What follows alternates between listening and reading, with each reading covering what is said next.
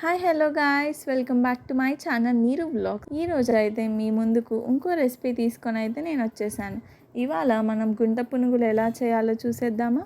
ముందుగా గుంట పునుగులకి కావాల్సిన పదార్థాలు: దోసపిండి, ఒక పెద్ద సైజ్ ఉల్లిపాయ, 2 మిర్చి, కొంచెం కొత్తిమీర, కొంచెం జీరా, కొంచెం పసుపు, కొంచెం ఉప్పు.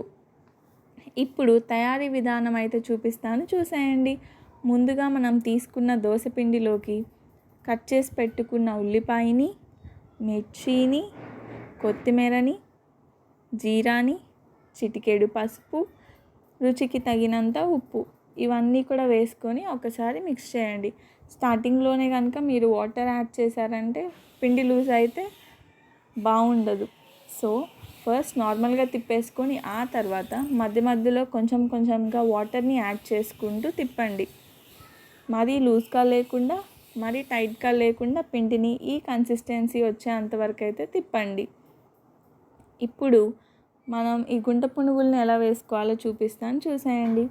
ముందుగా మనం స్టవ్ ఆన్ చేసి మీడియం ఫ్లేమ్లో అయితే పెట్టండి ఫ్లేమ్ని. గుంట పునుగులు బాండీని పెట్టేసుకొని దాంట్లో ఆయిల్ వేసి మనం కలిపి పెట్టుకున్న గుంట పునుగులు బ్యాటర్ని అయితే దాంట్లో వేయండి.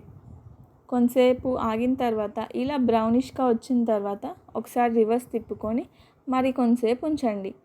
ఇప్పుడు అంతే, చాలా ఈజీ, టేస్టీ అండ్ ఈజీ. వేడి వేడిగా మనం చాలా బాగా తినేసేయచ్చు. చిన్నపిల్లలు కూడా చాలా ఇష్టంగా తింటారు. ఇంకా తీసుకొని ప్లేట్లోకి అయితే సర్వ్ చేసుకోండి. దీంట్లోకి మనం చట్నీ అయినా తినొచ్చు, లేదా కారం అయినా తినొచ్చు.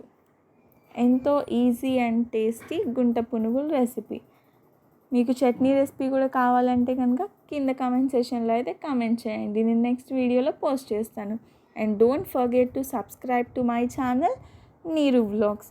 Bye guys, see you all in the next video.